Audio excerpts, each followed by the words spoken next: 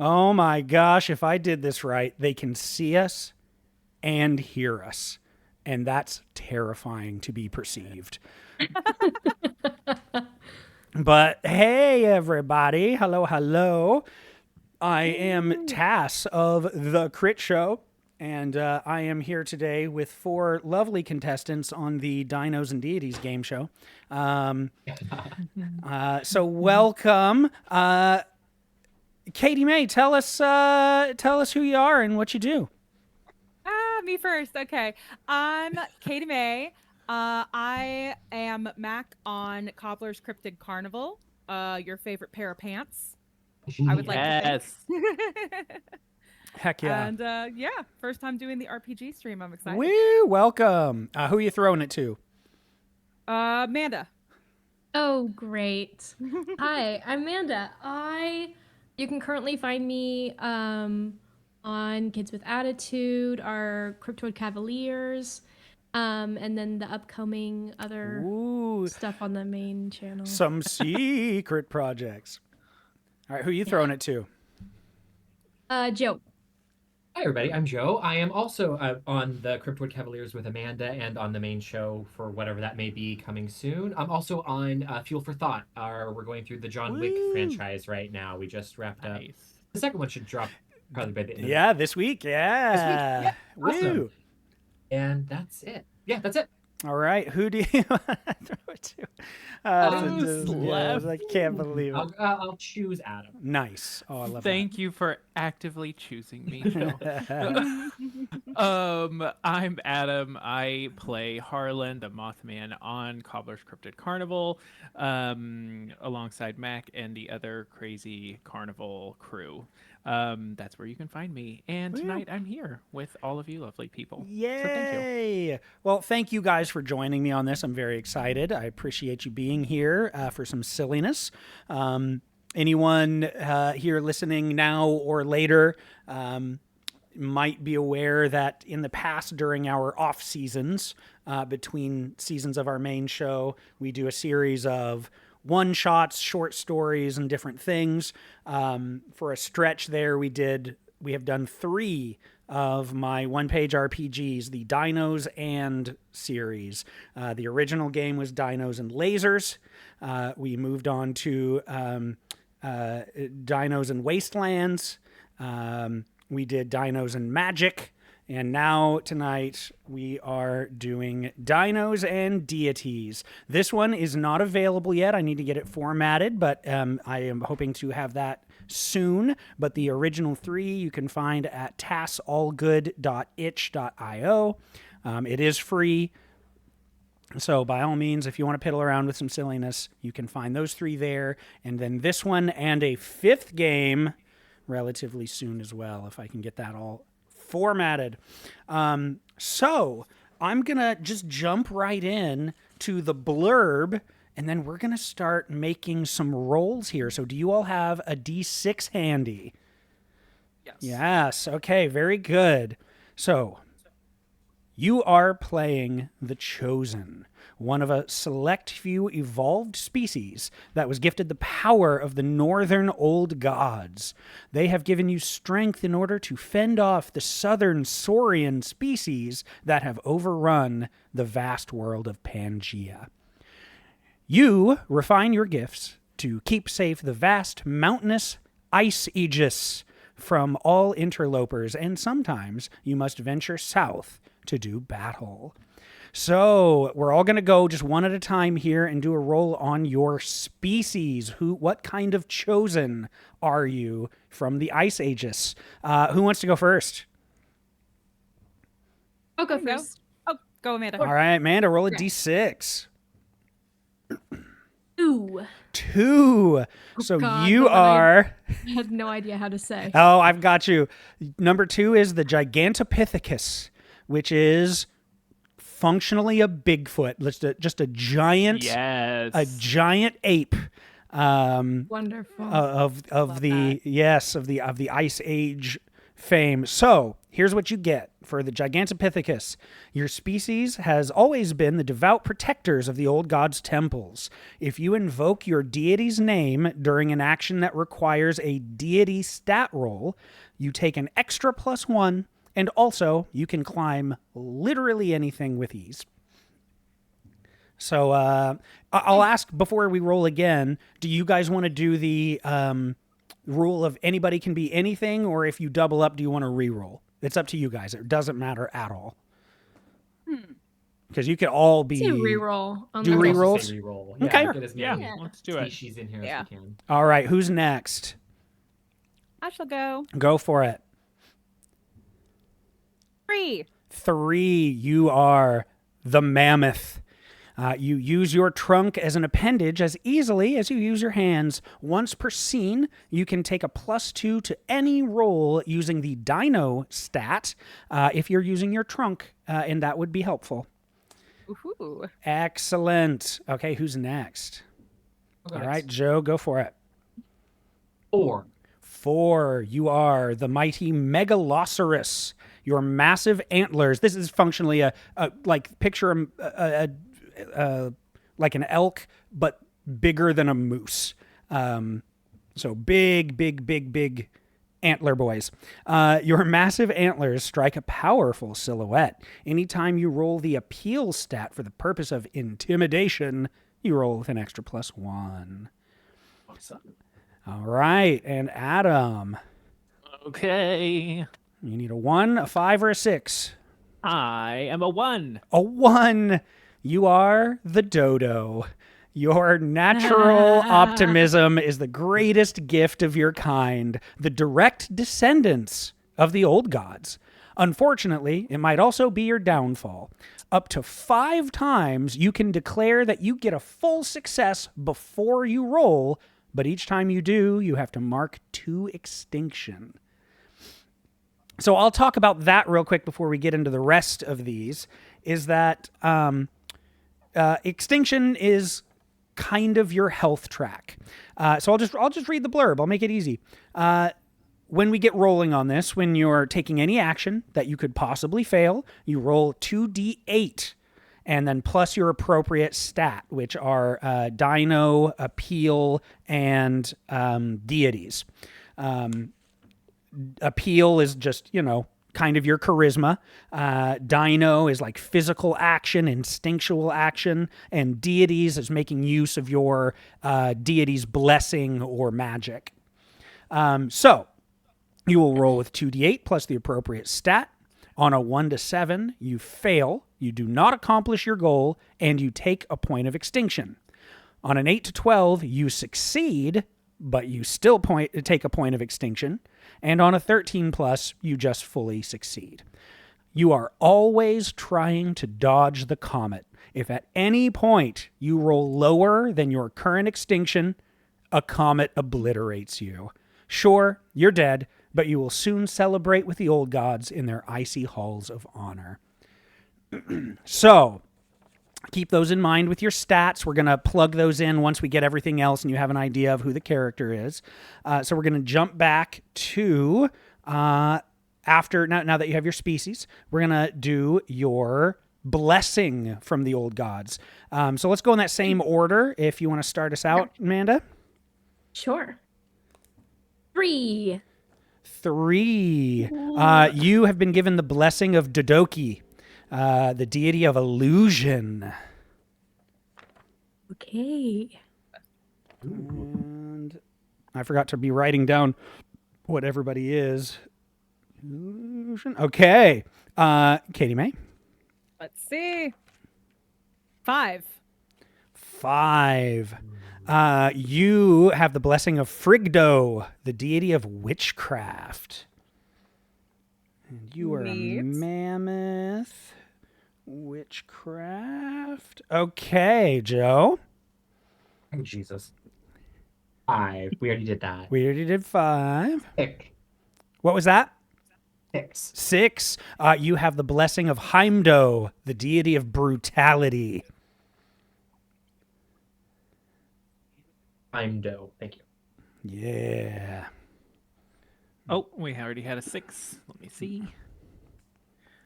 4. 4. You have the blessing of Dodor, the deity of storms.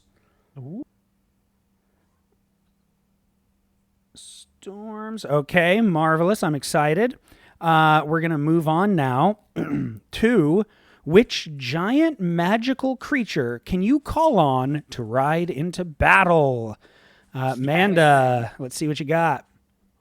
5. 5. You have as a mount Nodlogra, the burning drake. Wonderful. Okay, Katie May. That was a 5. I'll re-roll that. Oh no. 2. 2. You have Fednira, the invisible wolf. I love that you're a Bigfoot that's good at illusions and rides an invisible mount. It just really is a wonderful thing to find. I'm a for my mammoth. I'm a Oh. witchcraft mammoth that rides a invisible wolf. Yeah, yeah. That's wild. All right, Joe. imagination. 4. 4. You have Jorgundar, the venomous serpent. Okay, and here we go. Oh, I already did that one. I have 3. 3. You have Hugin, the death raven. I'm a flightless bird on a flying. That's perfect, honestly. Fuck. What could go wrong? Holy That's hilarious. I don't fall. Oh my god. shit. Wow. All right, and last but not least, we're going to pick out your heirloom weapon that has been passed down to you. And keep in mind with all of these things, both the blessings, the weapons, whatever these mean to you, you tell me. You don't have to ask me, does the Death Raven do this? No, I don't know. You tell me what these weapons do, what these mounts do, and so on. And I can't wait to find out. So, Amanda, take it away for your weapon. 1. 1. You have the ancient sword of a fallen old god. A direct lineage of the old god. So 1, let me re-roll. 2. 2. You have a bow and arrows made from the parts of slain dinos. Brutal. Neat. 6 for me. 6. You have a barbed lance made from unbreakable rock. Damn, goes with brutality. Yeah, these lined up really well. And Adam. Oh, that was taken. Taken. Oh my god, I've got 3 ones in a row. No, that was taken too. With 5. my sword. 5. Very nice. You wield a smoldering mace filled with volcanic ash. Oh. Okay. And now, now that you have kind of an idea of like what they have, what tools are at their disposal, if any of it sort of fits or makes sense, look at your stats. We have appeal, we have dino, and we have deities. So again, your kind of your charisma, your brute force, and your magic. So you get to assign a 0, a 1, and a 2 any way that you want. And just let me know when you're ready. I'm going to do my 2 for Dino. Okay. I'm sorry, did you want this in the Yeah. same order that we've been doing? Oh, it doesn't matter. It's fine. Whenever Oh. you're ready. Appeal 0, Deity 1. Nice. Okay. Huh. I think I'm also I- going 0 on appeal. Okay. I just don't know whether I want the dino or the deity to be the 2. Do I'll go you? dino 2. Okay. This is a fighty group. I'll keep that in mind. I'm gonna go deities 2, dino 0, 1 appeal. Okay. See, I was about to do that exact same. That's Hey, fine. That's fine. Do That's it. hey. Do it. This is you don't have to min max this game. It's yeah. It's however you want to do 3 it. words. Yeah, exactly. Phenomenal. So now I get to do a little something. Uh-oh. I don't know if I like that. Okay. Okay. It's the comet. Okay.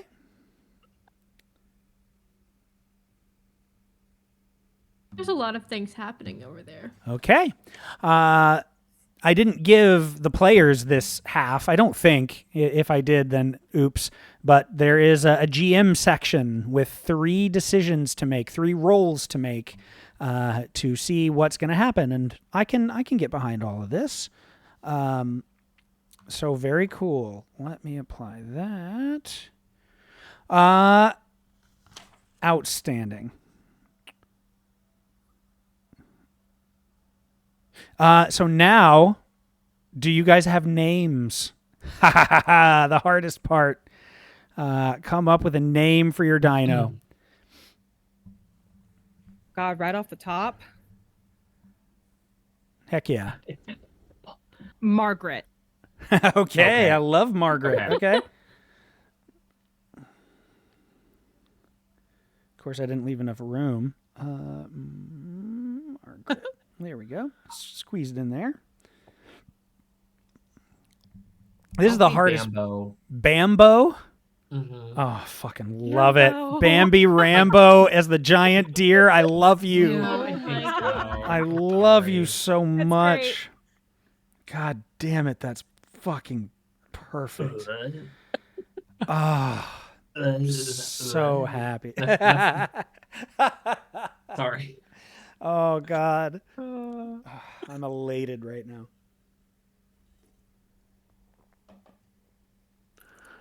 I'll be Deity. Dee Oh. Okay. Dee Dee the dodo. Yes. Oh, God, I love my me some gosh. alliteration. I need something. I'm a big gorilla. Mm-hmm.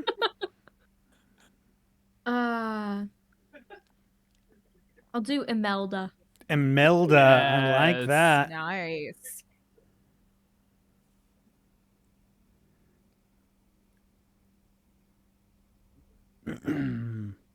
Okay.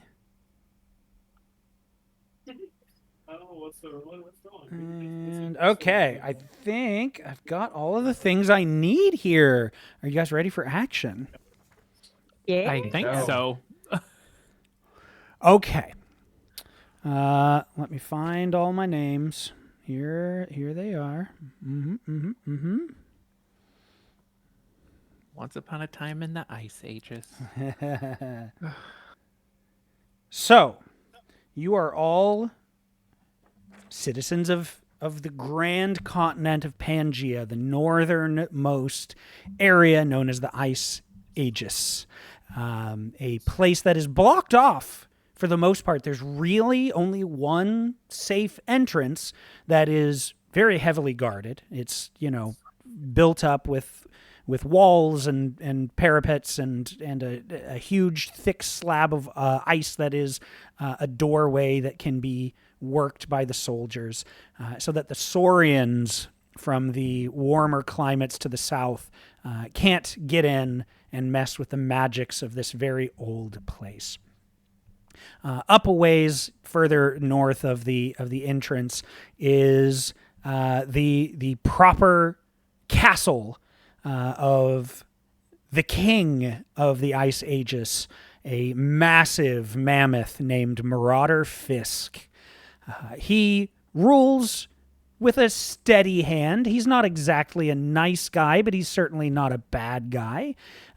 He is a brutal sort of king in a brutal climate and world, but he's fair to his citizens. He uplifts his soldiers. He, in particular, has a good eye for strategists and soldiers that he can keep close to himself, not just to keep him safe, but to have kind of a show of force to the rest of the Ice Aegis. There are smaller, not exactly kingdoms, but baronies and things that are run by other stronger and in some cases far more brutal characters that always have their their designs on the throne themselves. And I think you all, some of his advisors and guards, it's up to you kind of what role you play, but one way or another, you're close to King Fisk, or as he bays you to call him, Marauder. That's all he needs to hear from you all. He's not one to deal with just the courtroom niceties. He's pretty blunt, pretty simple in that regard. So he has called the four of you in, plus several other attendants, advisors, and so on. What role do each of you kind of play here? Are you guards of his, warriors, advisors? Like, what kind of stuff do you do? I think I am like the oldest son of the head of his Kingsguard. Nice. Like Okay. the heir to the leading soldier. I like that. Man. Cool. Yeah. I just saw the Odyssey, so. Outstanding. My first thought was court jester, but I don't think I should be the court jester. I'm not going to turn you down. That's incredible. Okay, I'll be the court jester. Okay. That Phenomenal.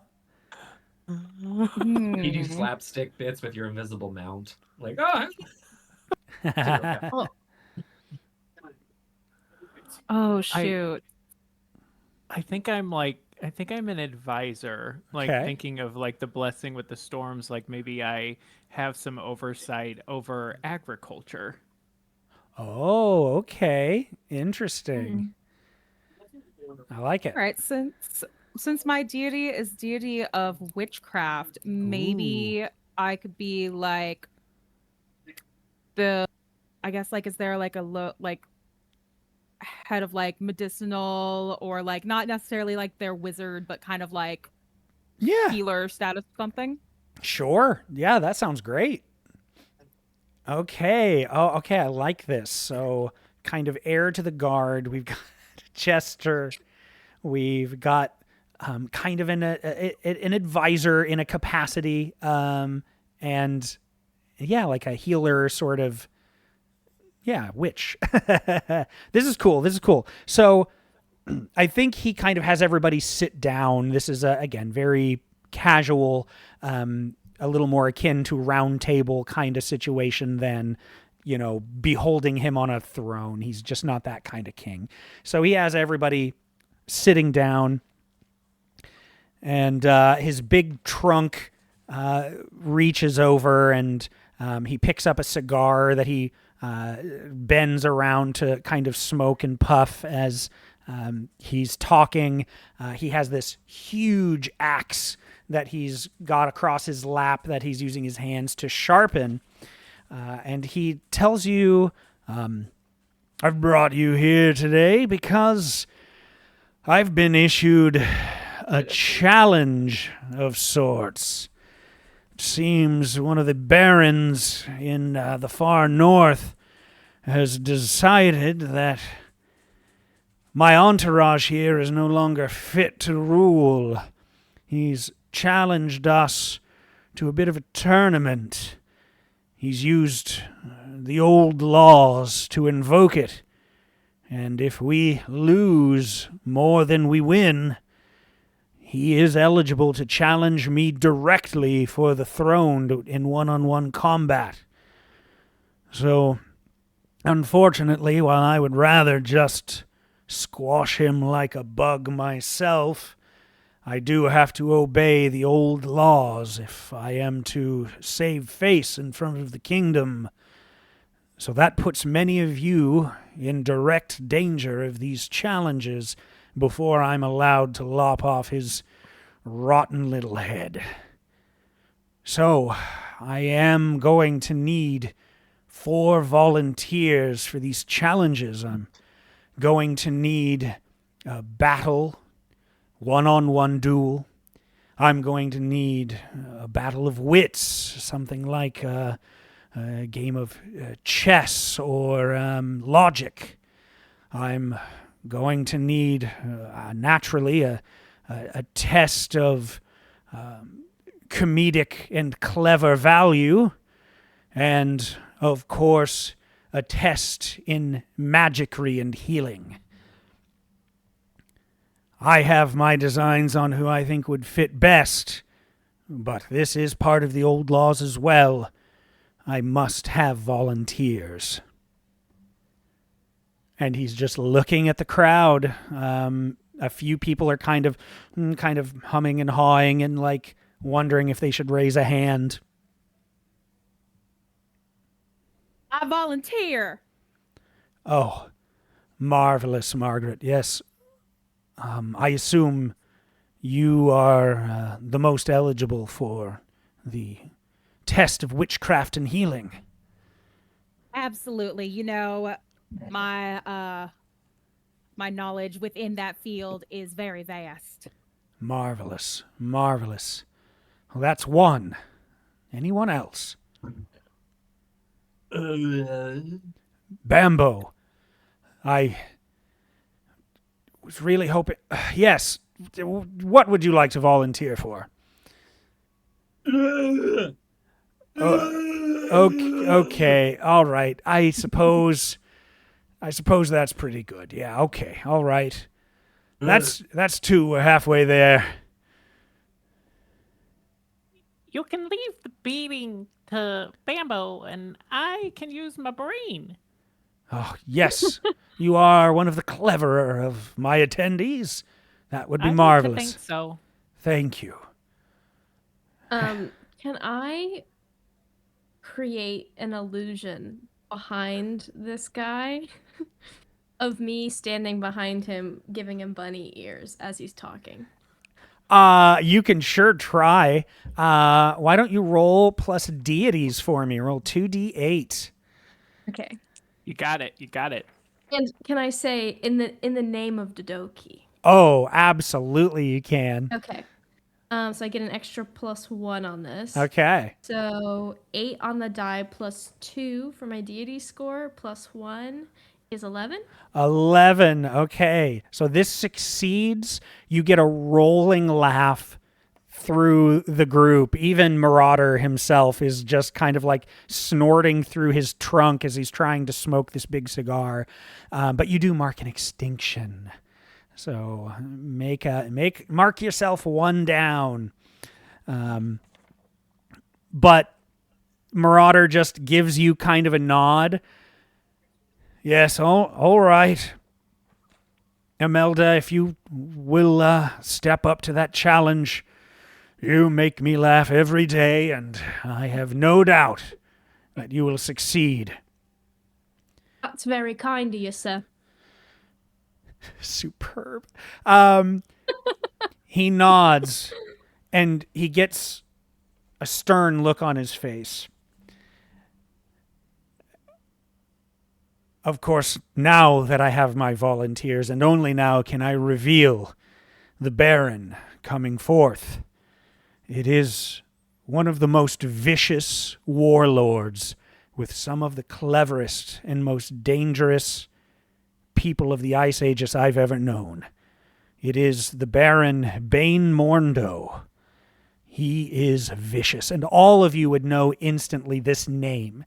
He doesn't come around here. Like, this is more center of the north, and this is some fabled, just murderous killer from the far, far north. And you can see a few people around you get that little shiver up their spine as they hear this name. But they all kind of nod. You can see some relief that others have volunteered. But he stands up and just kind of thumps on the table. You are adjourned. This will be a dangerous test because, as I said, if we collectively lose, that means that we are put to death as a collective. So I am relying on you. All we need is 3. 3 wins, and that guarantees that he's done. But if 2 or more wins on their edge, that means that I must face him. Which, honestly, I wouldn't be super sad about, but, there's still always the chance that means you get put. That's one step closer to you being put to death, and I just don't want that. So, go, if you will, say goodbye to your families, just in case. Revel tonight. Have fun. I will have a great feast here in the late evening, and we will enjoy ourselves. Morndo is due to arrive first thing in the morning, and he stalks off. Unless you have any questions for him or want to stop him for any reason.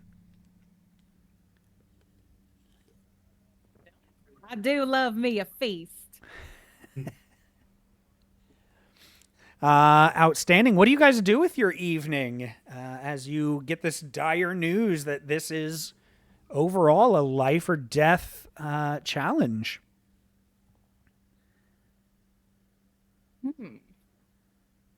I'm probably going to brush up on any of my herbalism books or anything that I've any of my literature that I've got, kind of just prep for it. Nice. Okay. I think Dodo would go and listen to, or Dee the Dodo, excuse me, would go and listen to some smooth stone music, probably similar-ish to maybe some jazz, but lots of stones. So probably listen to some smooth stone, probably read a book. And I would say nestle in for the night. I don't think they'd be very social. I think they'd be very much in their little dodo head. Yeah. Well, I love that. The performers, of course, of the music, the Rolling Stones. I can't not. I'm so sorry for who I am. It was right there. It's right there. It was right there. Yeah. It was right there. Anybody else? I think Imelda's using this as a chance to boost her own celebrity by being I'm one of these chosen people, and is kind of using the night to revel a little bit and gain popularity. I love that. Are you actively trying to boost it? Are you what kind of stuff are you doing? I mean, I think she's going out to public drinking areas and is I'll buy shots for everyone here. I'm one of the chosen. And I think is maybe also using this as an opportunity to get the feeling of how the common folks are feeling about this. Okay. I think there's something to be gained with that if you want to try I think an appeal roll. Wonderful. 6. 6. You don't gauge much except for the people seem to really enjoy your presence, but not in a way that's particularly uplifting to you. It seems like they're distracted. It seems like there's just something that has sort of the common folk down, and this is just the best kind of bullshit that they can get their heads around right now. So they're not really giving you much validation. They're just kind of drinking and partying their sorrows away while you're literally the dancing monkey. Yeah. What about Bambo? I think he goes home and has a beautiful, possibly final night with his significant other as they sit by the fire reading books, because he's married to the town librarian, I think. Very nice. His books are picture books, but still, they still read together.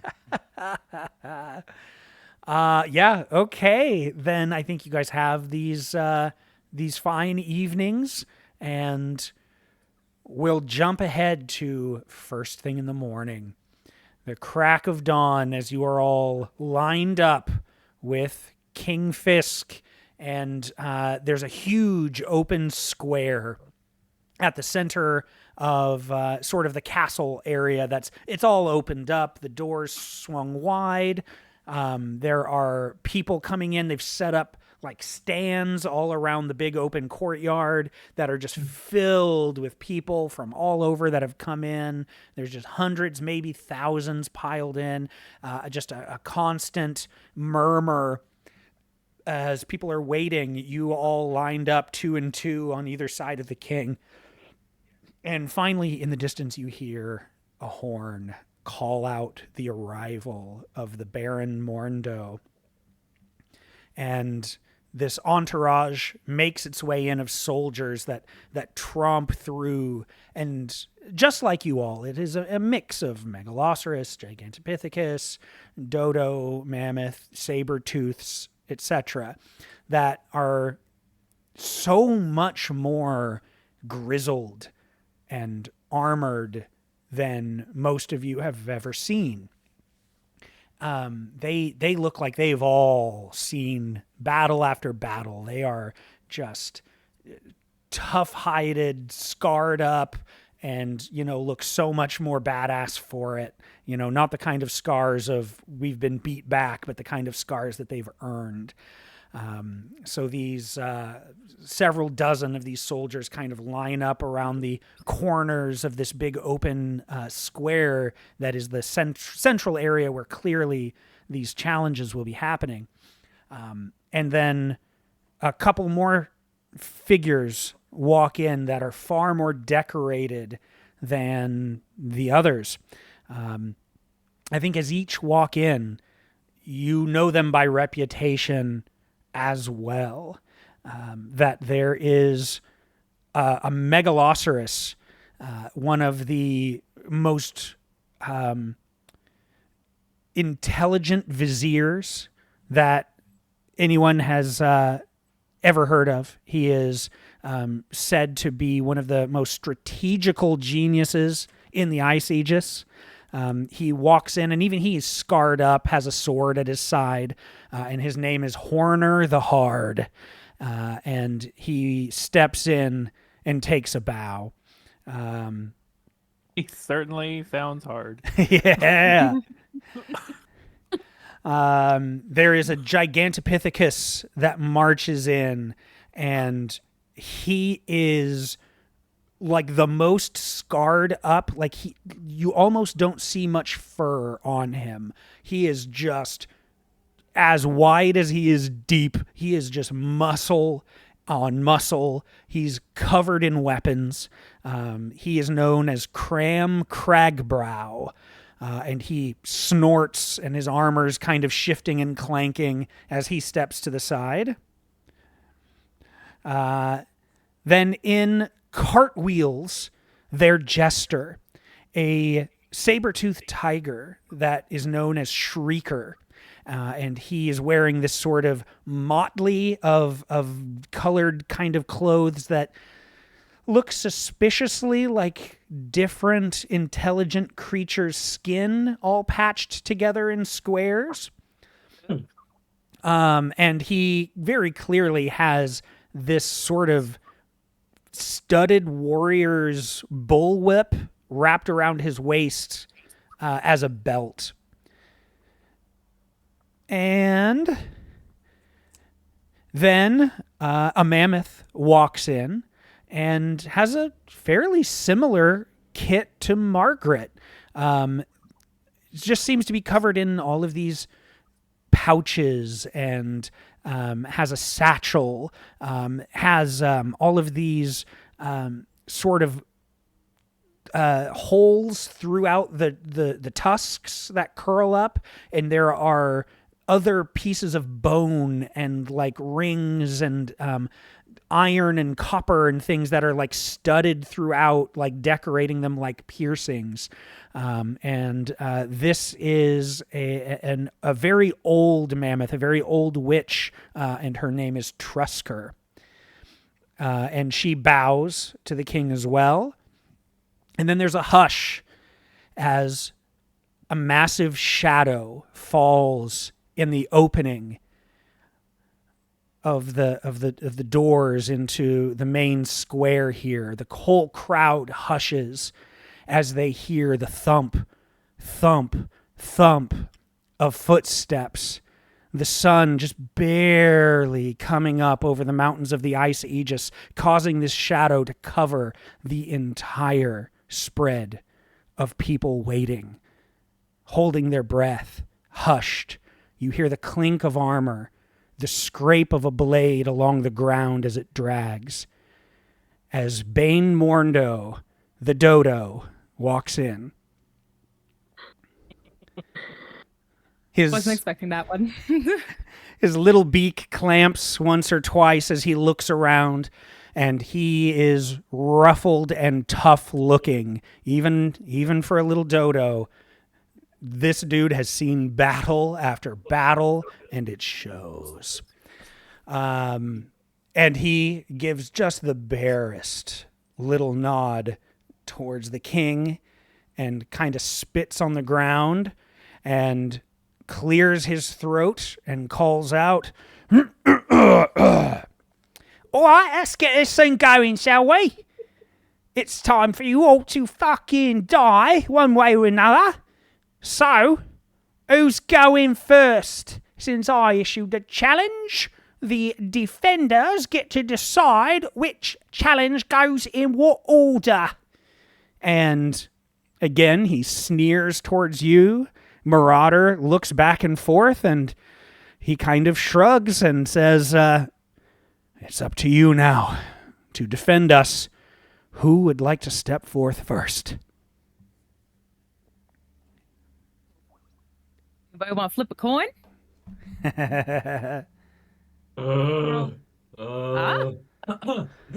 Sorry, I've had a cold. I'll go first. Thank you, Bambo. All right. Battle it is! And everybody stands and they cheer, and Cram walks forward, shuffling with his just muscles on muscles, this huge Gigantopithecus, and he slams his fists down onto the ground. He looks at you, Bambo, as you step forward, and he starts pulling weapons off of his belt, off of his back. He's just strapped to the nines with stuff, and he's just throwing them over his shoulder. Just throwing them onto the ground behind him in a pile, as if he's just getting the weight off of him. And he cracks his knuckles. "Yeah, I don't need weapons for you. I'm just gonna use these." And he slides his hands into these like metal ringlets that were on his belt, and they shift and jingle, and they kind of like wrap around his fists like these huge iron, like brass knuckles that are just these rings that he's holding. And he gives you a big smile and says, "You're the defender. Charge as you like." What do you do? I like burp inadvertently. And then I think I go for it. I think I use my barbed lance, and I would like to.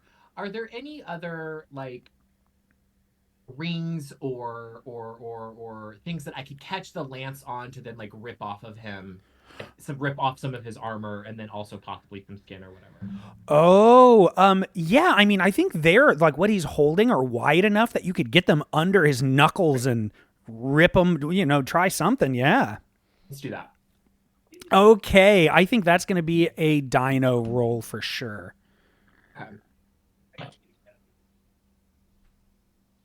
6. A 6. Oh. You take a lunge, and it looks like you've got it. Like this thing he's not fast. He's so big. How could he be? And just that split second before your lance is going to like slide through the rings, he moves unnaturally fast, sidesteps, and just clumps you right on the ear, just the side of the head, and you tumble to the ground. Mark a point of extinction. As the crowd just, ooh, they just kind of shout, and they're still trying to be uplifting, but there's just that fuck kind of energy from the hit, and Cram is just chuckling over you. What do you want to do? Is he like bearing over me? Yeah, he's kind of like, he hits you, you hit the ground, and he's just standing there like leaning back, chuckling. Like he's not coming down to hit you again. He's kind of waiting. He's kind of picking on you a little bit. Can I crotch shot him? Absolutely. Picking distance for crotch shotting. Yeah, roll dinos. With a barbed lance. Oof. 14. Hell yeah. You hit him square in the jewels, and the whole crowd again does that sort of ooh, but this time it's more of that excited like, oh yeah, as Cram, you know, you hear all the clinking of the rings he's holding as he just slaps his hands down between his legs and crashes down to a knee coughing. What else you got? Brutal. And then I think while he's going down, I'll be getting up and swiping a kick to his face. You know what I mean? To do the as he's going down. Kick to his face. Yeah. Okay. Yeah, absolutely. Sounds like more dino. 7. 7. Oh no. And that is with your yeah. You're bringing your hoof up and he hits the ground, you know, he's still holding, and I think you just whiff, you just miss him entirely, and it's that just Charlie Brown missing the football, and you land on your back again, and he takes his opportunity to roll over and like pin you down, like he was already on a knee, so he just gets an arm under your arm and pins you to the ground, like got you in a chokehold. Don't forget to mark your extinction. And he's just choking you and just kind of spittle dripping off of his lip onto your face.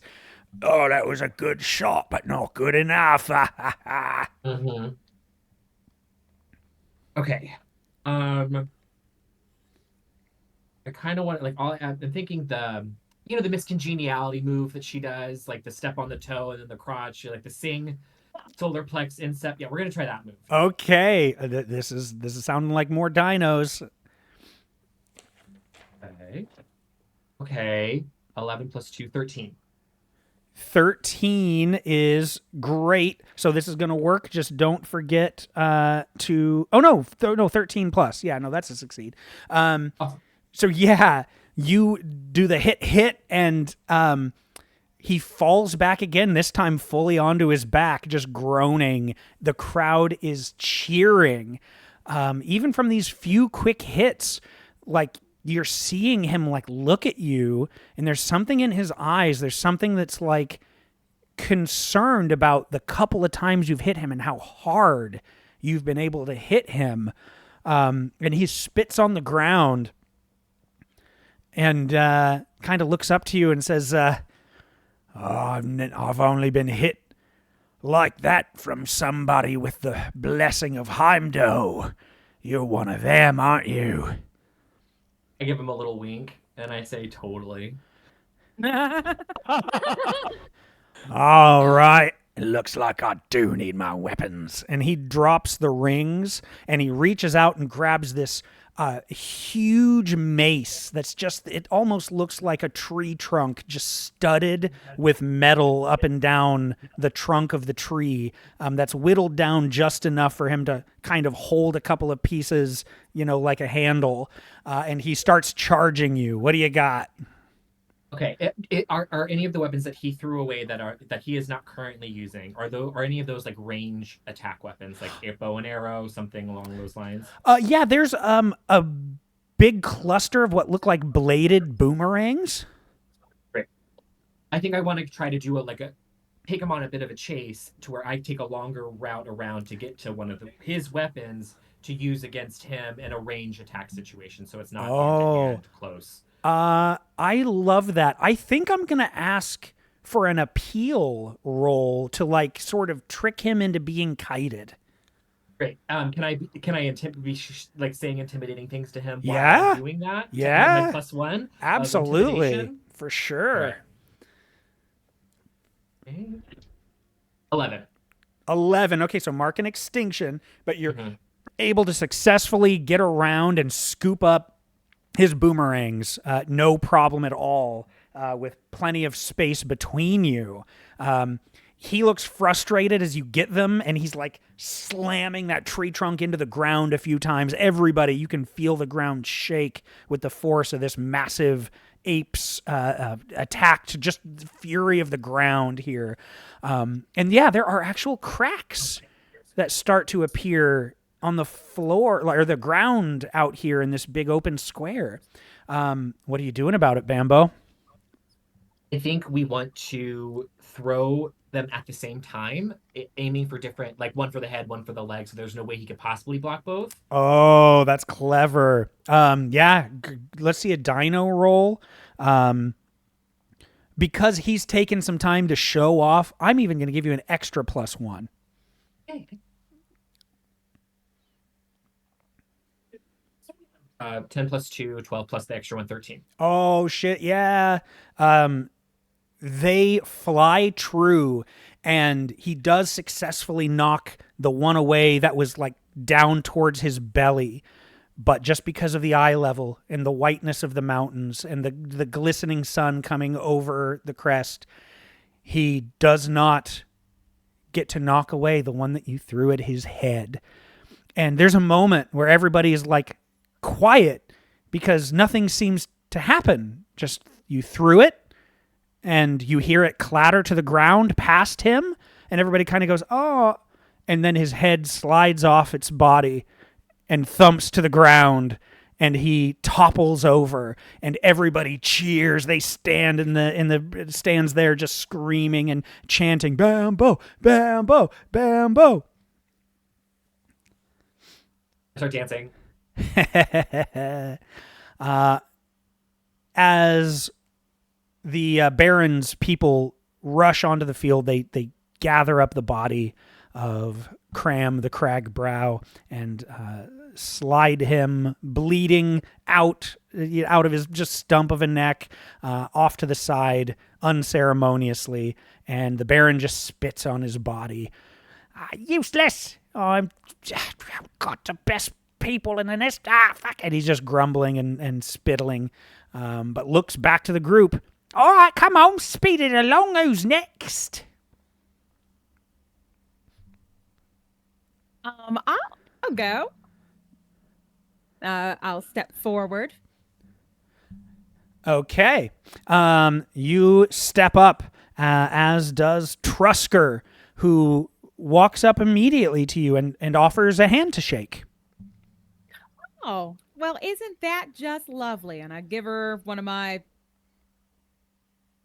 hands, not hands. What would you? Yeah, you're anthropomorphic. You've got you're good.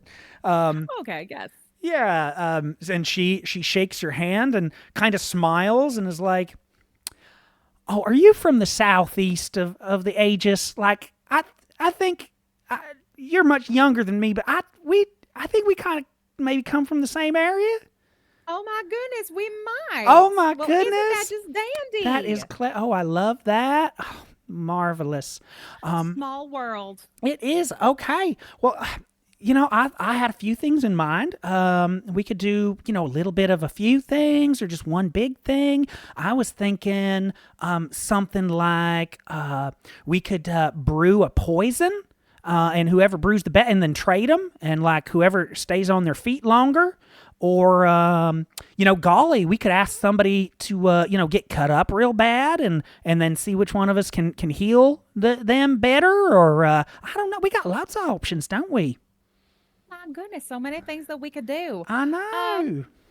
I quite that poison idea. I think you got something We there. want to try the poison. I thought that was fun. Like, I mean, if we want to go real deadly, we can, but we can also just try the like who can stay up on their feet longer. Because if Yeah. we do deadly poisons and like we're both gonna die, but then just whichever one falls first loses, and that's just a bummer. But that's up to Nobody you. really wins there. Nobody really. I mean, somebody will win, but then like, one of us they're not blessed to have us no more. Yeah, no, absolutely. I think that we should just do a little poison that'll give us a little kick in the britches and see who can stand. I appreciate that so much. There's so much just blood and gore and guts up north, and it's nice to just kind of get a little relaxation down here. Okay, well, I'm gonna huddle off to the side here. What do we say? 5 minutes and then present. 5 minutes sounds good to me. You're just a doll. All right, I'll see you in a few. All right, see you in a few. Oh, marvelous. And she huddles back over in the corner and starts getting stuff out of her pack and, little dishes and things, mortar and pestle and, lots of little ingredients out. What are you going to try to put together? Ooh, I am going to try to, let's see, make a little something. Ooh, we're going for stuff that see who can stand the longest. I might try to see if I can get something with a little bit of a dizzying effect in it. Oh, very cool. Okay. So go ahead and give me, gosh, this could be, I'm going to say a deities roll. Okay. Because this is kind of utilizing your gift, I think. Yeah. Oh. Where's Kieran? I've rolled 6, 7. Damn it. Okay, 13, full success then. Yeah, 14 Oh, with 14. my 1 to deity. Fuck yeah. Okay. Outstanding. You put together this poison and walk over with her as she comes up with a little cup. It seems warm. It seems like some sort of tea. It's like sizzling a little bit or, steaming a little bit. And she gives you a nod, says, warm cup of tea. I was thinking, I should have said this before. Should this be at like a 2 out of 3 thing? I think that would probably be fair. I thought that was good too. All right, let's just start with this, and then we'll purge, and then we'll do again. Okay, here we go. And All right. she hands you her cup, And I hand her over mine and then raise it up for a little cheers. and she clinks it. Oh, I just love the southern, or well, you Midwesterners here. It's just you're all so polite. Do what I can. And she goes, 1, 2, 3, sip. Yeah, bottoms up. All right, 1, 2, 3. And as you drink at the same time, give me a Dinos roll.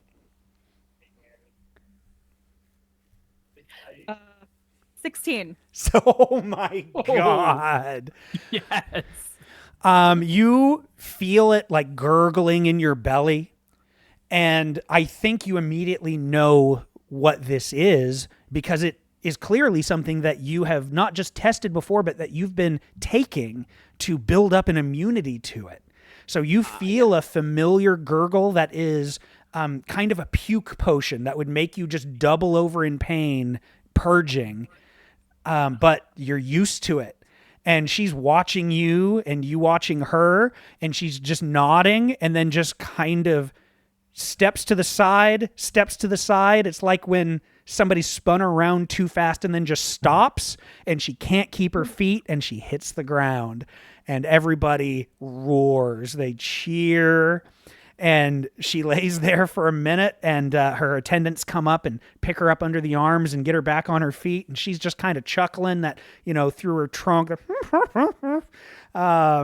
and gives you another handshake and goes, all right, whoo, round 2. I'll see you in 5 minutes. See you in 5 minutes. All right. What are you thinking about for your second potion? Let's see. So I've already did a dizzying potion. Yeah. What's something? I don't want to go about just doing like a vomit potion since she just did something like that. I gotta do Okay. something different. Sure. Maybe Oh, would I be able to do like a potion that would like cause somebody to like momentarily black out? Oh yeah, I like that. I think similar here. I think this is using your blessing. So let's see a deities roll. You're just gonna make a bottle of Sky vodka. It's a full thing of Mad Dog. Fuck. Oh, this one wasn't as good. This is going to be a 4. Oh, 4. Okay, mark your extinction. But you get yours brewed, and she meets you in the middle again, and you know she's shaking off the dizziness, and same thing, trades you glasses and gives you a clink and says, "All right, let's see what we got this time. 3, 2, 1." Let's see. And as you both sip at the same time, let's see a dinos roll.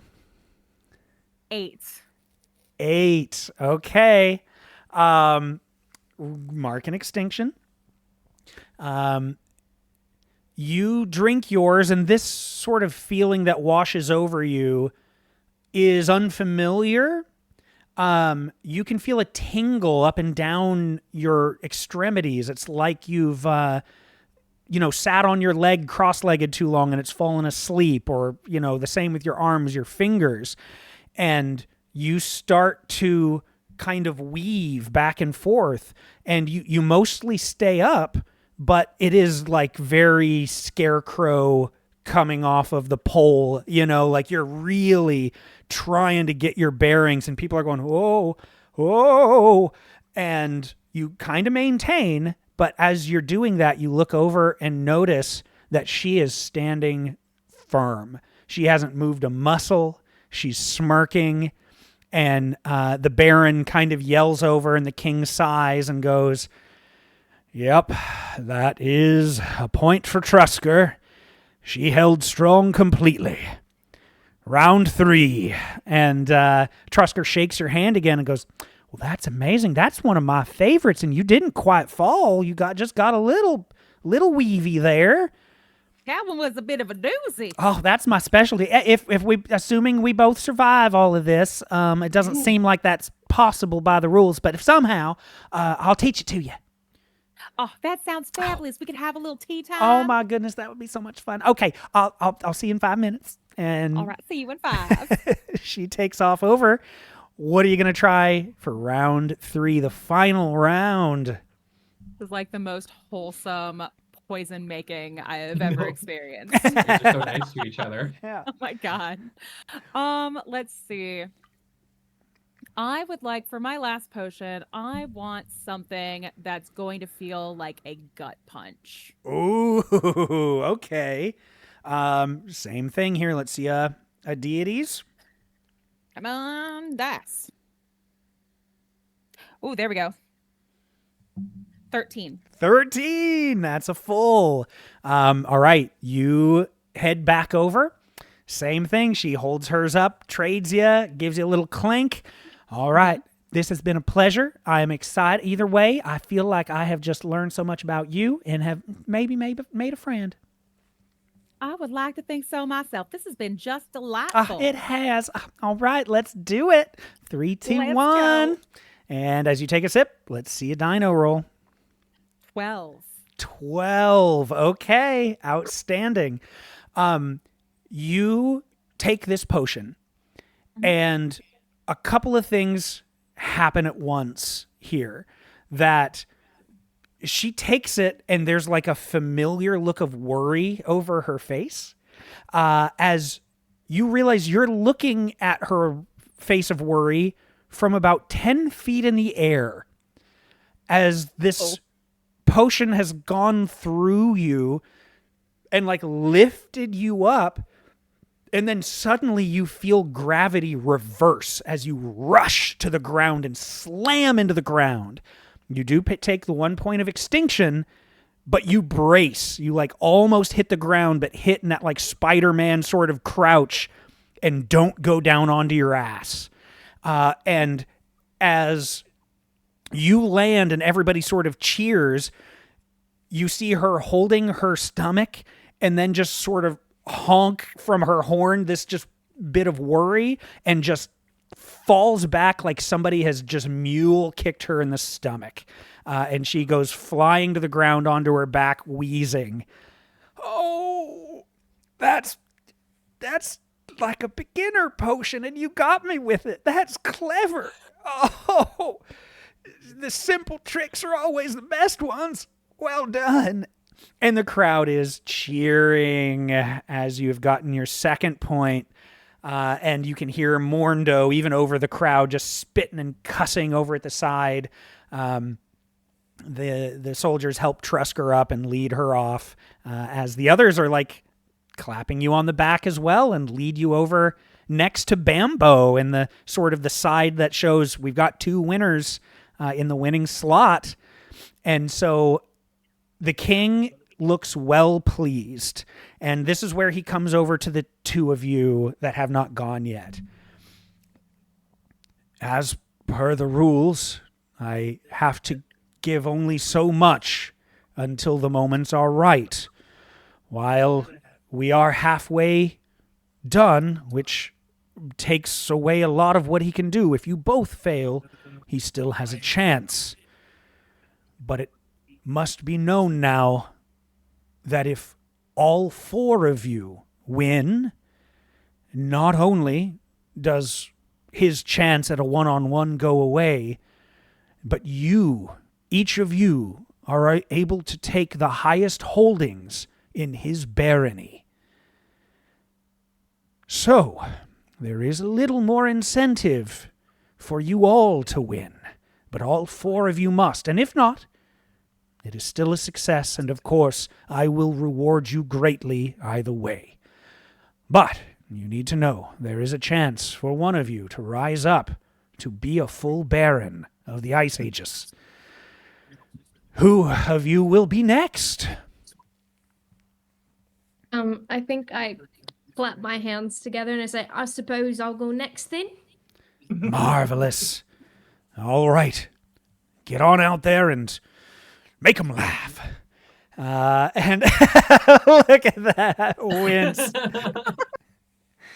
Amazing. All right. As you make your way out, Shrieker, the saber-tooth, comes cartwheeling and backflipping up to the center with a little like twist and a gainer at the end, landing before you, and gives a bow.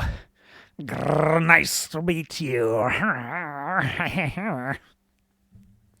I have on a t-shirt that says I'm with stupid. And then I want to illusion make a sign on his back that says I'm stupid. Oh my god. Roll plus deities. Just to start. Oh, okay. In the name of Dodoki as well, of course. Oh, of course. Of course. Praise Dodoki. 8, 11 again. 11. Okay, mark your extinction. But you get a nice rolling laugh through the crowd as he's like looking back and forth confused, and then just wilts and like reaches onto his back trying to like wave away the illusion, but it's far too late. What he does is suddenly spin around, his tail kind of lashing as he starts spinning and spinning and spinning like a ballerina, and he flips in mid-spin so that he's spinning on his hands, his feet in the air, his tail and the whip kind of lashing both ways. It looks like he's preparing to display something. What would you like to try to do to sort of stop his progress or avoid whatever he's going to try to do? Can I put a big use an illusion to make like a large sensor bar on him and just blur out what he's doing Yes, behind it? the well-known sensor bars. Yes, I think this is another deities roll. Yay. In the name of Dodoki as well. Dodoki! 8 plus 3 again is 12. A 12? I'm rolling 8. Okay. 8 plus 3, 11. 11. I can Okay, do math. that's fair. I can do math. Still mixed, so mark your extinction. And this does block him a little bit. So people aren't sure exactly what's going on. It sort of springs up, and some people are like moving around in the crowd and like aren't really getting it as he suddenly stops his spinning momentum like right in front of you with his legs kicked out to the side and farts at your face. Wonderful. And so like about half the crowd gets a real good chuckle at it, but a lot of them can't quite see it. So it's been kind of the same. You know, you've got about the same sort of level of chuckles so far. What are you going to try now? Gosh. Oh Lord. Be funny on command. Be Do funny it. on... Hey, you did this to Clown, yourself. clown. I know I Clown. didn't. This is my fault. Yeah. This is all my fault. Yeah. I think I'm gonna do an illusion and make myself look like him. Oh, okay. And I think I'm gonna do the like dog dragging their butt on the carpet. Oh my Well, God. everyone has worms. I'll let... This is like the lowest level of humor. But hey, this is what jesters do. That's true. I'll let you pick. Oh my Like, God. deities make sense because you're doing an illusion, but this is also a very physical gag. If you wanted to do dinos, I would let you. It's up to you which one you like better. No, I'm gonna do deities. Deities. Okay, perfect. In the name of Dodoki. In the name of Dodoku, I got a 10 this time. A I cannot 10. Stop rolling Okay. mid Mark it. What extinction are you at by now? 4. Okay. Okay. Amazing. You get a nice rolling chuckle. And he puts his hands just over his face in shame at this display and the nice, you know, good medium rolling chuckle through the crowd. And he kind of whips his head back and forth, getting a little more animated. And then his arms kind of go up in a very monkey-like gesture. And as you're imitating him, he starts dancing around ape-like, imitating you. Sort of still his saber-tooth form, but very, you know, King Louis style. And he is very, very kind of smooth, very quick, sleight of hand, you know, some of the like where the cracks had happened from the fight, he kind of rolls and grabs a little rock. You can see him do it because you're up this close. He grabs a rock and mimes pooping in his hand like he's ready to throw it at you. What would you like to do to dissuade the sort of the punchline of this display?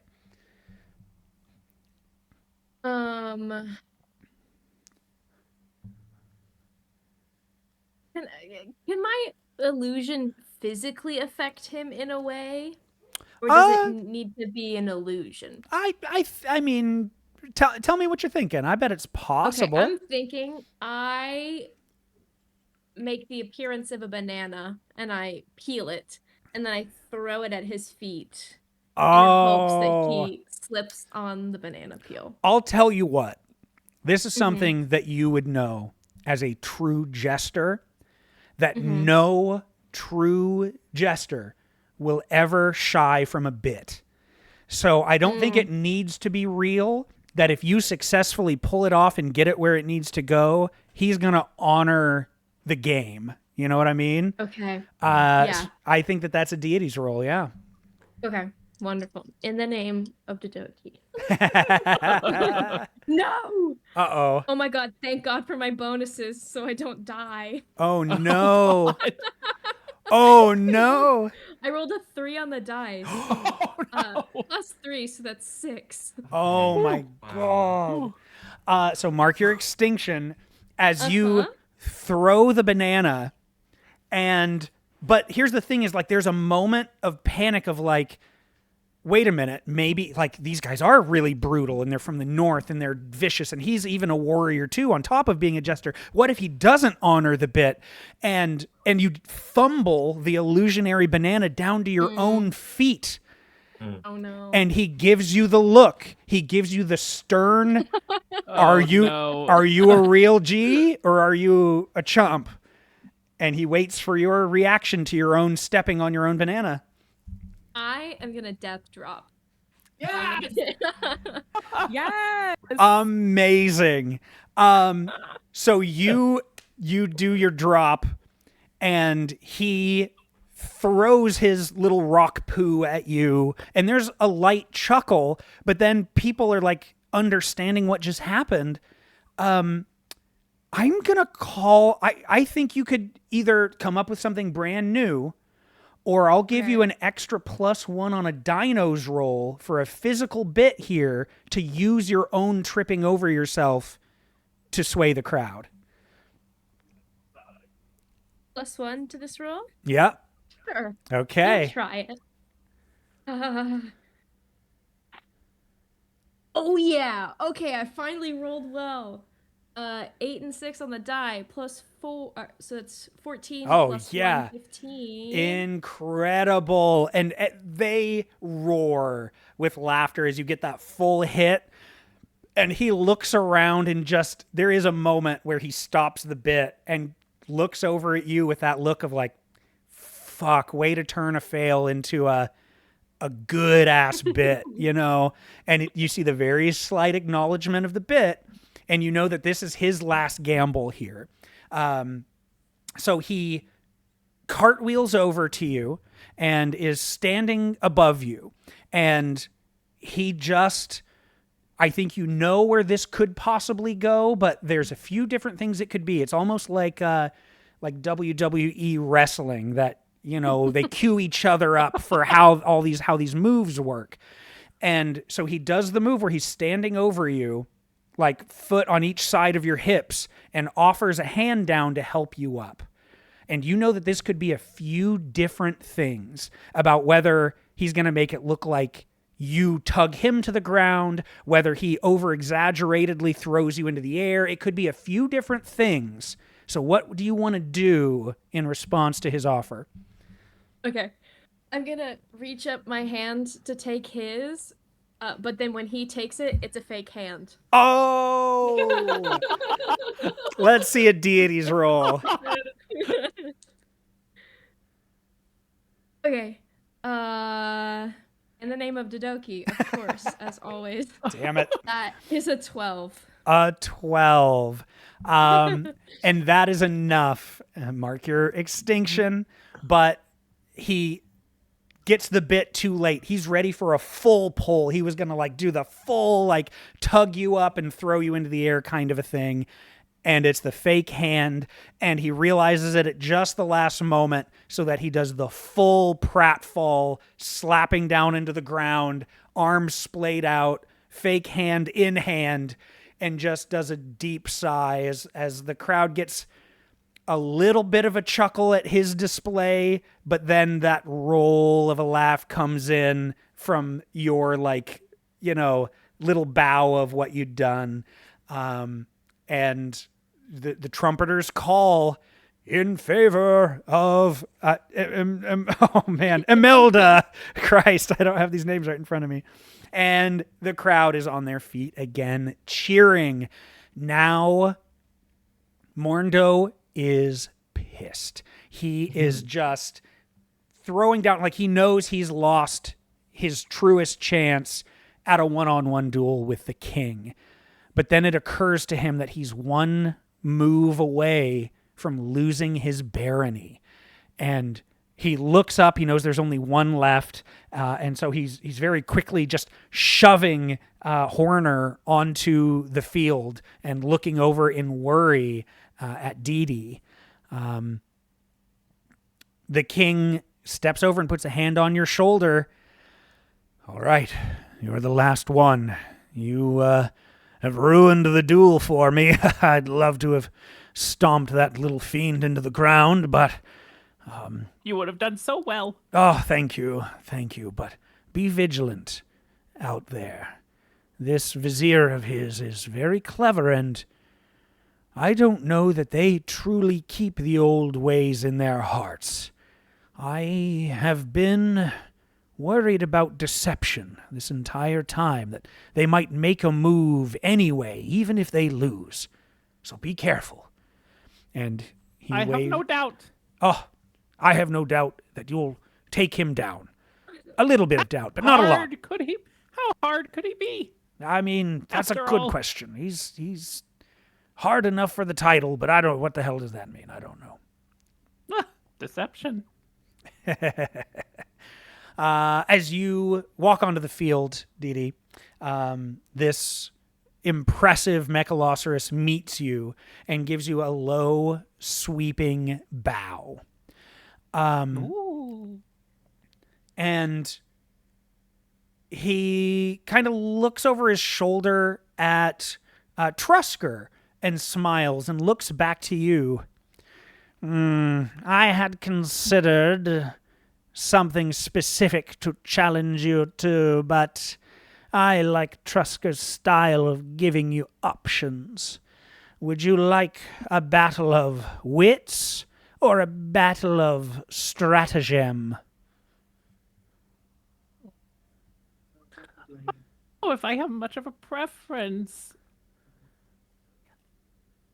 Equally gifted at both. So, let's say strategy. Yes, fair enough. Get the sheets. And some of his attendants come over and they lay out this battle map on the ground, and it's huge. It's like 30 feet by 30 feet. That is a battle map of Pangea. And they start carting out all of these figures that are like a foot tall each, that are these carved, some out of stone, some out of wood, and they all, like, the wood ones are all, very clearly wood, the stone ones are very clearly stone. And he gets out a set of dice and offers them to you, and you start setting up kind of a battle map, like a risk field here. And he says, you may go first. And so what you're doing functionally is rolling dice to, like, see who gets better positioning. So, like, you both will roll, and then and this is in world roll. We're not rolling actual dice yet. Like, in the world, you're rolling dice to be like, okay, I'm gonna put my first few soldiers in this square, and I'm gonna then it's your turn, and so that you can build up this map.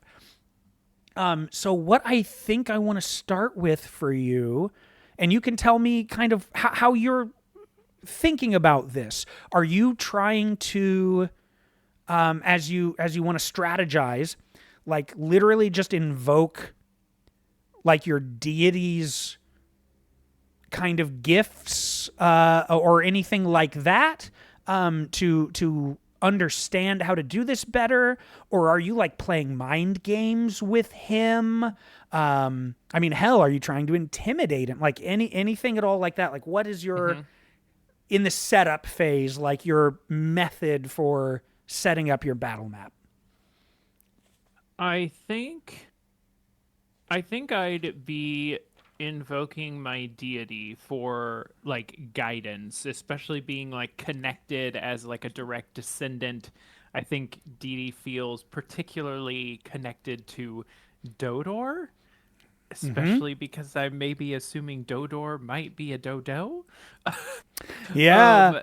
I think he's gonna kind of invoke the deity of storms for this. Absolutely. What would the layout be best? Yeah, like, in a literal sense, you're, like, looking at these maps you would understand from your gifts, like, how do storms work and travel over the landscapes, and, like, how would that affect battle movements and things. I would count that. And I'll say this too, just as a, yes, of course it's me. I have lore for my fucking one-page RPGs. The gods are, like, the dodos are direct descendants of the gods. So they all, in theory, all of the gods were some sort of transcended dodo. Yeah. So sweet. So give me a deities roll. Alrighty.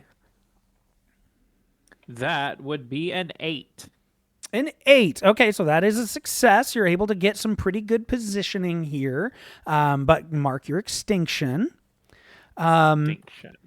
As you're watching him take his moves and set up, you have the chance to banter, to try to get into his head, maybe even sleight of hand to move things. You have all sorts of options. How are you trying to disrupt him as he's setting up? Oh, I am definitely calling upon some of the storms to use a not so light breeze to kind of rearrange some of the items if I could. Incredible. Yep. As I'm talking to him and kind of showing him the various dodo greetings that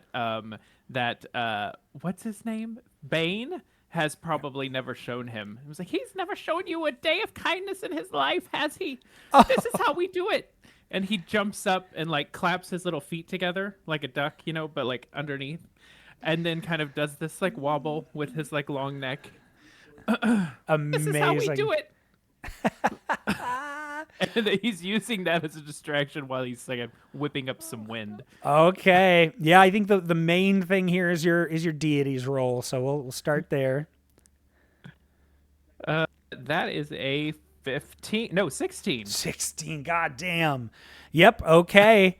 As you're finally kind of settling back after the setup phase, you just see how atrocious his positioning is. And he's looking over it and he seems a little confused, but there's a confidence to what he has ready to go for this, this full risk battle, so to speak. I don't know if you want to take it because you gave me, anytime you give me narrative, like this isn't in the one page, but anytime you guys give me a narrative positioning thing, I'm inclined to give you one of your lower rolls with a +1. If you want for the movement phase of the battle to grandfather in that getting into his head, I would let you roll an appeal roll +1. You don't have to take that if you have another idea, but that is certainly on the table. I like that. Yeah. Okay.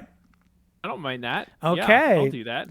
So yeah, go ahead and roll that as you're ready to start moving your pieces. You're in his head. We'll see how much effect that had as you start to make your battle movements. Did Bane ever show you the flourish? The dodo flourish? No, I don't know that one. And he'll like, as he kind of skates across like very eloquently across the ground, he kind of like sticks up his like half wings, like his body, his little mini wingless, partially wingless. Are they wingless? I don't know. No, I'd say your wings. Partial wings. Yeah, sure. I'm picturing. And he kind of flashes it. I'm picturing again because these are all like people, dinosaurs, whatever. I'm picturing kind of Daffy Duck, Donald Duck, like yes, there we go. Wings but arms, yeah. Yes, he can't quite use them, but it's actually like this brilliant shimmer of like crimson and emerald feathers underneath, when the rest of his body is like quite like a plain gray. So he's kind of like flashing his under wings, if you will. Oh boy, nifty, huh? And he's gonna roll. Oh, we got an underwing 10, shot. 11. 11. Okay. Mark an extinction, but you can see that you're in his head and he's having trouble figuring out what his move is going to be after you do your kind of dance and move some of your pieces. He seems to like get frustrated and like shrugging it off, like that is not important. We must focus on the battle. And he dives in and he starts moving some of his pieces to counter some of the war moves you've made for yours. He looks pretty focused here. He's giving kind of an aggressive approach. What are you going to try to do to dissuade his movements? As he's like moving around the board. Yeah. We can like actively move at the same time, basically. Yeah. Like our pieces, kind of like really fast chess. Yeah. Okay. Yeah, So yeah, absolutely. I think Dodo's gonna like skate around and just be kind of talking about his different movements, the flourish, like the origin of the flourish. You know what? 2,000 years ago with my ancestors, and he's like shuffling the pieces really quickly, just as lightning fast as Horner is shuffling his, and he's saying, I don't know what it is, Horner. Hard. I'm just feeling so lucky today, and he is going to what was my move? I'm gonna claim success before I roll, actually. A full success before I roll. That's incredible. Yes, then mark your 2 extinction, and Got it. you are blocking his attacks at every pass. And he is getting more and more frustrated. You're into kind of the final round of how this game works, where you go with your ultimate attack to claim and be like have the most spaces, and whoever has the most spaces claimed is the winner. You've been able to beat him back pretty good so far, and you're on the verge of being able to take his spots. What's your method? I think he's going to. I think what's going to happen is, as he's been moving around faster and faster and faster, it's going to kind of invoke this like almost lightning fast movement as he invokes Dodor the deity, and he just kind of starts turning into these lightning bolts. So all of a sudden, the Horner just starts seeing these flashes all over the board as he's just like obliterating all of his pieces. He can't even see Deity anymore. He just sees like these flashes of lightning, and his pieces just boom, gone. That's incredible. Roll plus deities. Alrighty, let's hope this works. Yes, 12, 13. Oh my God, full success. The lightning is starting to crackle through as he's making his counter moves. And suddenly you see him like watching your moves. There's a bit of worry, but then he smirks and says, I see that you are also a bearer of a deity's gift, but so am I, the deity of assassins. Dogdo, help me. And he makes a flourish, and from the little shadowy spaces behind some of his figures, you see these assassin figures plunging out, and they're on the counterattack to try to take out your soldiers. What are you going to do to try to dissuade his counter? I think I'm gonna claim a full success Oh here my as he summons Dodor to say, and his voice changes, Arctic winds, freeze their icy hearts. Mark your 2 extinction as God. the ice wave washes over and his pieces fall, and he wilts in defeat. The crowd is roaring at your big win. People are on their feet. The king is stepping up to put a hand on each of your shoulders, just like wrapping you in this, like his big arms just around the 4 of you in a big hug, about to tell you, like, congratulations, you will take the barony. And he turns, and Bane has this evil grin creasing his beak, and you all suddenly feel this gust of warm air, and Bane raises the staff and brings it down onto the ground, and where the ground had been cracked by Cram, suddenly many of you like realize that wasn't an accident. He did that on purpose. As this warm wind washes through this square, the ground starts to rip up as these things that very few of you have ever seen start ripping up from the ground. These lush, angry plants, these Venus flytraps and barbed tentacle-like vines and stinger traps start ripping up out of the ground and through the walls.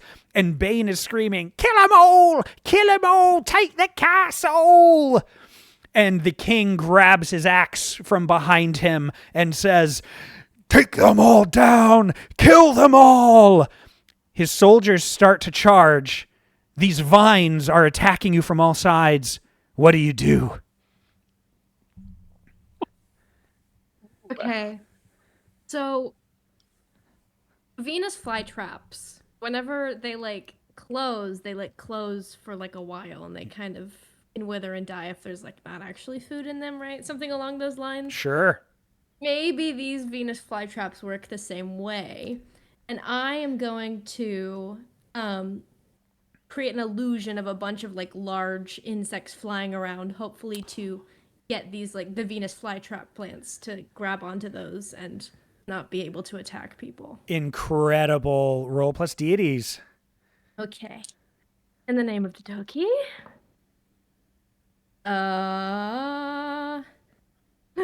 7. Uh-huh. Okay. Okay. You get these flies and things, these big bugs springing up, and they're around you, and you're ready to move the illusion out, but you don't realize how fast one of these plants is that has sprung up near you. And as all the bugs are surrounding you, it sees its just very delicious target and slaps over your head and shoulders and just is nom nom nom on you. You're gonna take a point of extinction. What about any of the rest of you? Oh, You go ahead, ahead. Katie. You Okay. ahead, Katie. I think I'm going to pull out my bow and arrow, and I'm going to try to shoot some of these plants and flytrap looking things. Okay. Would I be able to I'd like to try to use my trunk to pull back the string to give extra power and oomph to my shots. That's so rad. Yes. Oh my God. That's so good. Okay. Roll plus dinos and then plus your bonus. Yeah. 12.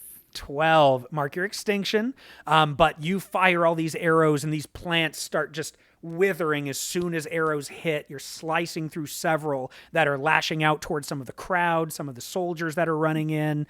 A nice little swath of them go down after several of your shots. Anybody else? I'm going to assume that I would have kept both of these boomerang Sure.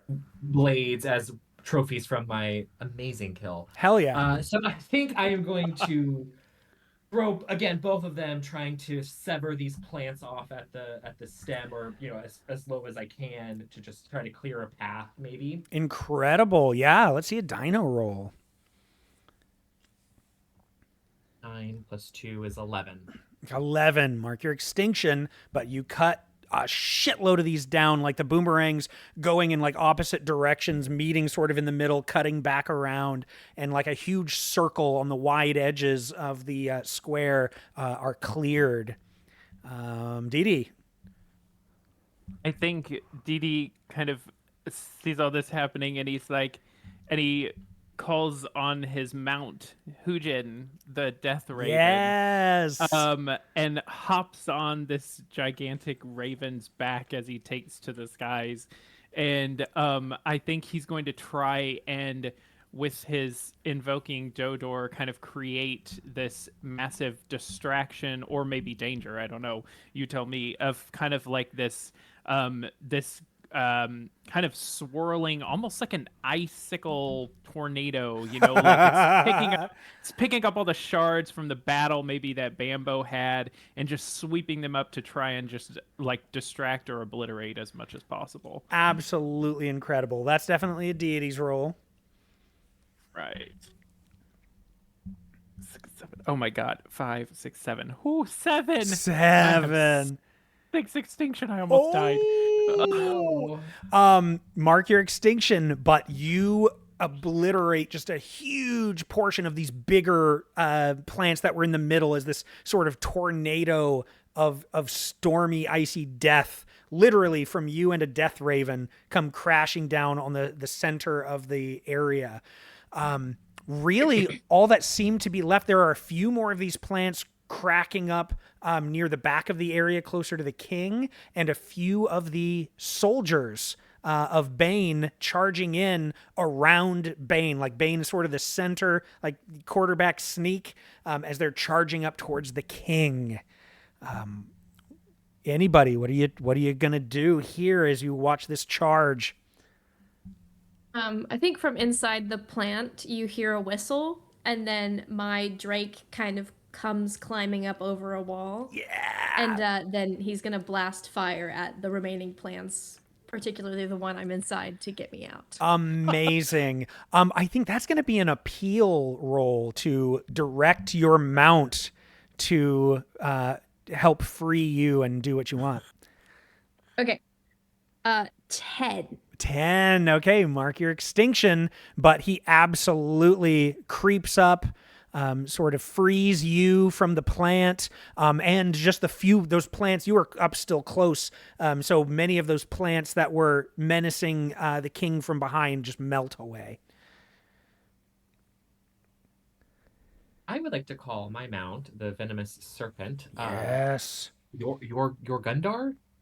Jorgundar, yes. Jorgundar. I would like to call him up to ride him, to have him bite the soldiers venomously. To Yes. just take out his support system. Outstanding. I think this is an Yes. appeal as well to direct the mount on who to attack. And before I do, I'm gonna taunt them, intimidate them by telling them exactly how I'm going, what is about to happen. It's gonna take a minute. He's coming, but this is what's about to happen. Outstanding. Hell yeah. Oh no, 6. 6. Oh no. The snake is diving in and is just confused about which targets and just keeps biting the ground and tossing you around. And you just fully fall from the mount, hit the ground with a thud. You do take an extinction. And like, man, this serpent is like in the battle, like causing some chaos, but not, now it's a little chaos for everybody. Real quick, what is everybody at extinction wise? You don't want to know. 4, 7. I am 7. 6. 8. Oh, Oh, wow. you It's got me getting beat. dangerous. Yeah. What's anybody else do? We got still these a couple of soldiers with Mordo, and they're almost to the king. I'd like to join the gang of calling upon my mount. Yes. Fednira, the invisible wolf. Hell yeah. And I would like to get my wolf to go start just like grabbing some of these people like at the legs and like Hell yeah. getting on them, because hopefully it's invisible, so Yeah. they Oh, won't see it. Hopefully, they Hell won't see it yeah. coming. I think this is an appeal role as well to direct him to do the specific work. How's a 4 sound? Oh no!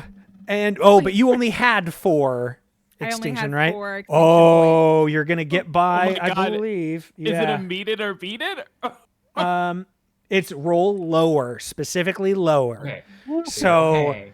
it doesn't work. The wolf is getting caught up on the serpent, and they're just kind of like, the serpent doesn't know he's there, and he's trying to bound around it, but it's just moving so quickly that they're just causing each other to get gummed up. Take your extinction, but he's just not quite taking out these soldiers yet, and they have arrived at the king, who's got his battle axe, and he is just parrying, slicing, trying to defend himself. And you all are able to see how truly adept at fighting Morndo is. This little dodo is like fucking Yoda, just like hopping around, blades in hand. You're seeing little slices appear all over the king as they're starting to whittle him down. Can I take another shot? Let's see. Somebody else's, just because you just had one. Mhm. Anybody got a thought? Can Our I- mounts. Oh, sorry. Go ahead. Oh, sorry. I was just gonna say, Amanda. can I make a bunch of illusory doubles of the king to make it harder for him Ooh, that's great. to pick Yeah, out which one is real? yeah, that's Love a that. deities roll for sure. Okay. I believe in you. I believe. Oh, we're so fine. And also in the name of Dodoki, that's a 16. Oh my Hey. god. Here's what I think happens is that you get so many of these illusions that there's not just the ones next to the king that cause confusion, but some of them are like overlapping over the evil soldiers, and so they start cutting into each other in confusion. Like they swipe through an illusion and go, oh, that one's fake, but then they swipe through another and they hit something and they're like, this is the real guy, and then all of a sudden their buddy is dead, and like before you know it, there's just Bane hopping around like Yoda, like slashing at illusions, and every once in a while getting a cut on the king, but he's the only one left. What's Dee doing by now? I think Deities like was flying up trying to do some support, and then sees this and just like calls out from his mount like, you're an insult to the Dodo legacy. And he just like he's wanted to barrel down as kind of like on the Raven, kind of turning into this essentially like lightning bolt to kind of put some like either slam right in between him and the king to like get Bane away from the king. Outstanding. Okay, sounds like a deity's roll to me. Okay. Ooh, 12. 12. Mark your extinction, but you crash down. What does this look like? What happens? Yeah, I think he kind of like swoops up, and the Raven and him kind of become one, this like bright kind of bluish white light, and they just kind of barrel down, and the Raven kind of disappears as he kind of like, you know, de-summons him. Yeah. And this like massive thunderous clap, like that hit, that impact kind of blows Bane backwards away from the king. Amazing. Bane skitters back into the middle of this arena, and it's chaos. Like all of the townsfolk have just scattered. They're climbing the walls. They're rushing out the gates. The soldiers are up. You know, many of Bane's soldiers have been sort of subdued at the corners by the kings. Some battle had gone on, you know, on that side away from where you all were.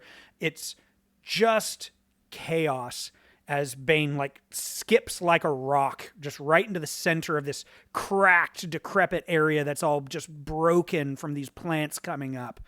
And he gets steadily to his knee, struggles up, and he's lost his weapons in the blast, and he pulls out his last two, these daggers that he had in his belt, these wickedly curved things. You can see poison dripping off of the blades. And like the ground seems to be rumbling with his rage as he starts to snarl at the king. It doesn't matter. I'm going to get back over there. It doesn't matter how many of you I have to fight through. And then the ground erupts as a huge fly trap springs from the ground below him and snaps and sinks into the earth. And the ground stops shaking. And the king, covered in cuts but otherwise fine, starts laughing. After a few days, you are all healed, feeling good, and on your way to see your brand new holdings in the barony to the north.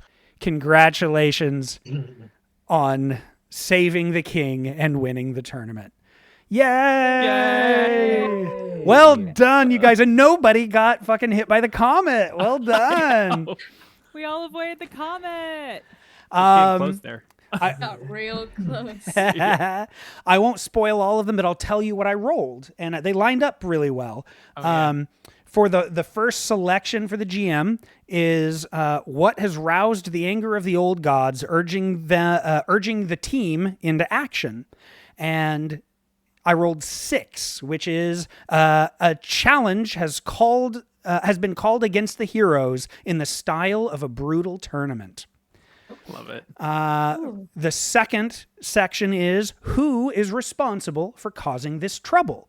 I rolled 3, which is Bane Morndo, a vicious dodo warlord who is bent on causing chaos to weaken the ruling powers of the Ice Aegis in order to take control and rule it for himself. And then the third thing, what obstacle has fate thrown in the way? And I rolled number 2. The temperature of the Ice Aegis is rising rapidly, causing flesh-eating plants to emerge. Oh, okay. So that's just an example. Thank you guys, you guys for playing, everybody for coming to watch, of some silly one-page stuff. You know, these are usually meant to be pretty quick like this. I hope to get the Powered by the Apocalypse version going at some point. I've got a decent amount of work done on it, but I'd love to play test that maybe on stream at some point if you guys are interested. But I have plenty of other of the Dino worlds. If at any point we want to re-roll, like keep your characters and re-roll scenarios and see what their next adventure is, or even try the completely different ones and do some proper dinosaurs instead of the, you know, the Ice Age stuff. So there's lots of those to play with. Yeah, so thank you guys. Well done. I love the gift of getting to just come up with challenges on the fly. So you guys all picking wildly different things. Like I've run similar things and everybody's like, oh yeah, we're the honor guard. And I'm like, great. Okay. So they want to fight or, you know, whatever, just various different things. So that you all came up with very specific things is it's so much toys for me to play with. It makes me so happy. So thank you all again for watching. As always, we are The Crit Show. Next week should be a video game stream before Gen Con. And then Gen Con week, I hope many of you watching are there with us to hang out. We're going to be running games. We're going to have our live show Saturday night. I'm going to be buying dice. You know. Me too. The huge, yeah. So that's all we got. Everybody say bye. Bye. Bye.